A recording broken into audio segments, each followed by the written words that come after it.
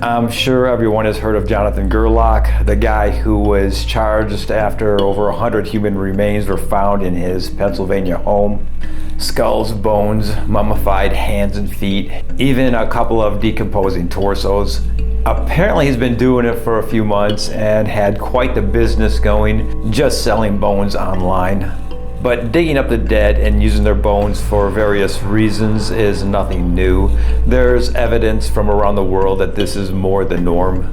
In Mexico, dating back 4,000 to 8,000 years ago, a practice where bodies were buried, later exhumed, dismembered, and then reburied, were part of ritual funeral rites.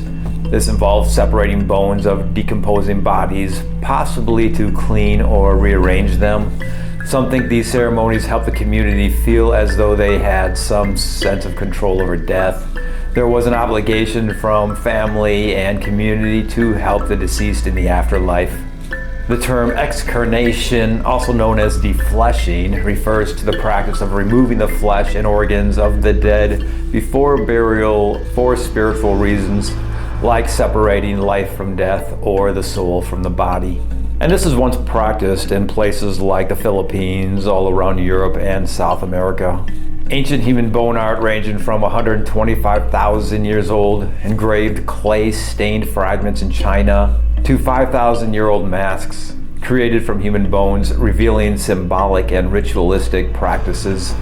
People have discovered 1,300-year-old painted human jawbones used as necklace pendants in Mexico. These likely served as items of ancestor veneration, allowing the living to keep parts of their loved ones close. A Tibetan Kapala is a ritual skull cup used in Tantric Buddhism.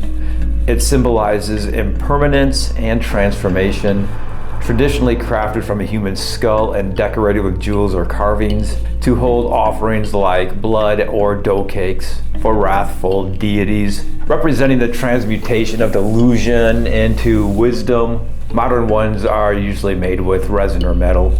The Sedlitz ossuary in the Czech Republic is estimated to contain the skeletons of between 40 and 70,000 people. Those bones have been arranged to form decorations and furnishings for the chapel. The Capuchin crypt in Rome contains skeletal remains of 3,700 bodies, believed to be friars buried in their order. There are 6 rooms in the crypt, each with its own display as a reminder of the swift passage of life on earth and of our mortality. There's this thing called a Chinese ghost marriage that dates back to at least 200 AD. Its origin stemmed from the yin and yang philosophy, where the yin has to merge with the yang in order to achieve harmony. It was believed that if a person had died unmarried, their spirit would feel lonely in the afterlife. As these spirits are unable to find harmony, they would return to cause harm to family members and their descendants. So family members would dig up deceased individuals of the opposite sex to accompany their loved ones during burial. Then there's medical science. At one time, the only legal supply of corpses for medical practice in the UK were those condemned to death and dissection by the courts, and dissections require fresh corpses. In 1832, Parliament gave doctors and medical students the right to dissect donated bodies for education and research. This was created to stop the illegal trade of corpses, but it didn't provide enough corpses needed by medical schools. This led to body snatching. Body snatching became so prevalent that it wasn't unusual for relatives to watch over the body until burial and then keep watch over the grave. Iron coffins were sometimes used, and other graves were protected by iron bars. Some people were even killed so to sell their bodies. William Burke was found guilty of murdering and selling the bodies of at least 16 people. He was hanged, and his body was donated to be dissected in 1829. The term night doctor referred to doctors who would illegally find means of procuring corpses for study during cadaver shortages.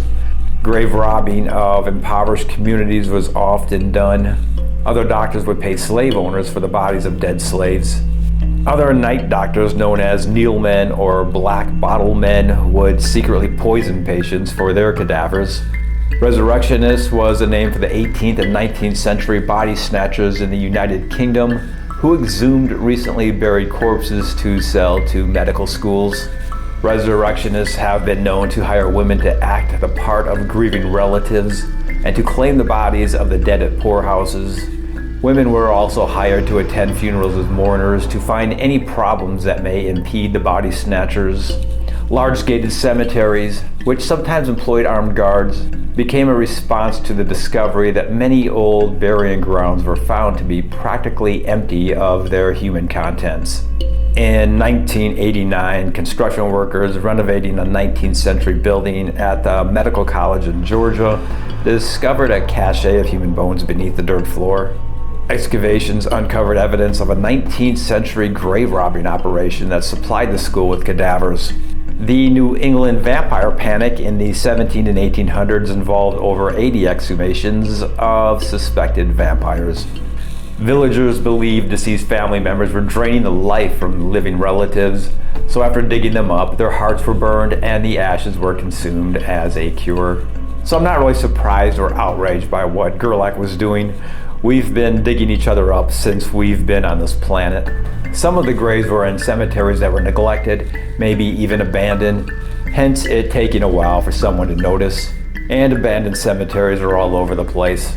So if you dig up old graves and call it archaeology, or for rituals or ghost marriages, or even vampire hunting, that seems to be okay. Just don't sell any of it on Facebook or Instagram. That's what pisses people off. Good night.